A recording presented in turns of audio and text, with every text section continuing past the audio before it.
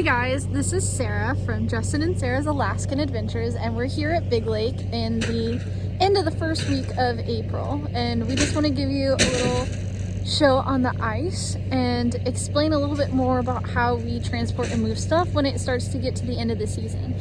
So one of the biggest things I hear is, aren't you worried you're going to fall through the ice? Well, the ice is usually like well over a foot thick before like people drive on it, and it takes a long time for that amount of ice to begin to deteriorate. So I'm never like at this part of the season worried like I'm gonna fall through, but I am worried I might get stuck in a car, because as the ice starts to melt and break up, it forms these like potholes that are filled with water, of course, and it makes it very easy to get stuck, and nobody wants to get stuck trying to rescue you. So at this point in the season, we're snow machine only. So let me show you what I mean.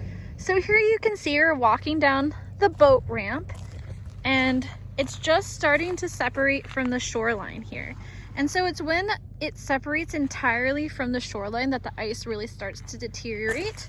You can see it's still got a little bit of ice here at the top, but this ice here is pretty thick. This is probably the sketchiest part of the entire ride, is near the shoreline when it's thin like this. You can see we got a fish here that unfortunately bit the dust. Rip. But as you walk further out onto the ice, it's gonna get thicker and thicker. Here's another area with a snow machine that we would be a little more cautious of, perhaps, because you can tell it's been broken up and refrozen.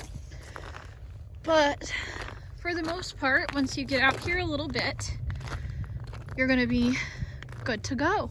So here, I want to talk about one other thing here. So I actually just fell through the ice here a little bit, but you can see for how far away I am from the shore, my foot didn't sink very deep. This is what we call overflow. So overflow is when the top layer of the ice begins to melt. It doesn't mean that you're gonna fall through to the bottom of the lake. It just, this is like what I'm talking about. Like if a car drove over this would break, right? And then you would totally get stuck. But on a snow machine, you're light enough and fast enough that that's not gonna happen. So when we go out at this time of season and we have a bunch of stuff like we do today, we have this nice little sled that we can load stuff up in.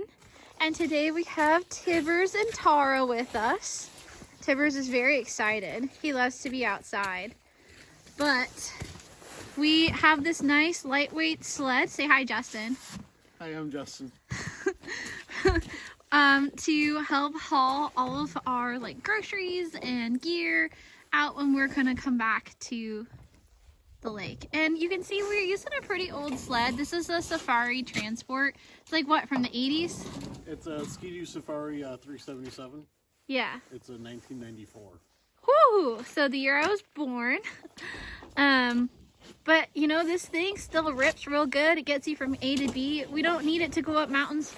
We just need us to get it to where we're going. So we thought it'd be better to show you a video of what it's like to snow machine here on the lake today, because it is what we call a bluebird day.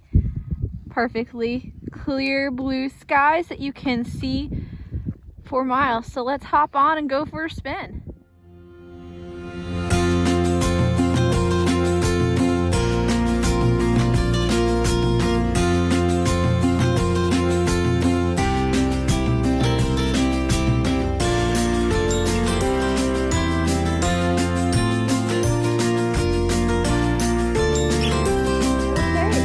That's how we do it. So we got all of our stuff here in one short little ride. So one other thing that was really cool about this recent trip to the cabin is that the Aurora Borealis decided to come out.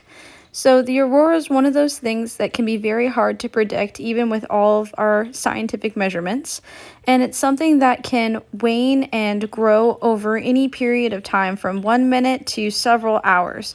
So you can see it came out both Friday and Saturday night, and there was some differentiation between each picture and the intensity of the lights, the colors, and the positions. And hopefully in future videos, we can get a little bit more into the aurora and how it is in Alaska.